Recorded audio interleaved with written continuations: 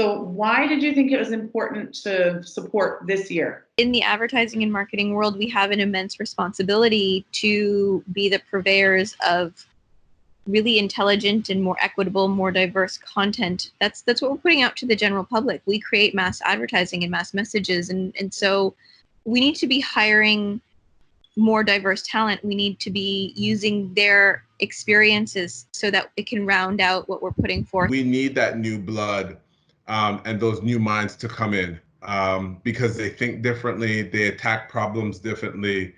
I think just the diversity in them as well is super interesting based on what I see. It's incumbent on us for our industry to grow and to get better, to get this new talent in this next generation. We need those new, fresh, young minds to help us create the new normal, create the way we're going to work moving ahead.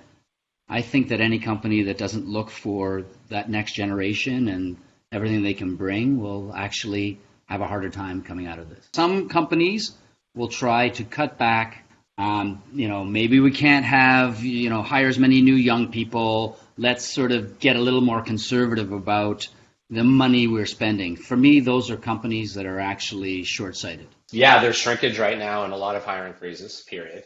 But I mean, that's not going to last forever. I mean, if we stop trying to meet people, stop making connections, stop meeting students, stop doing all of that stuff, then it's going to be a panic when the time comes, right?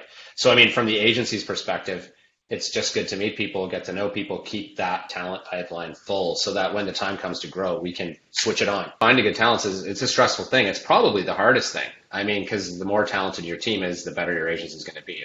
It's not rocket science. We should not allow a gap in talent to exist where very qualified, fresh graduates graduate into a halted economy. I feel this puts more emphasis and more pressure on companies that are sustaining and companies that have a very, strong business model.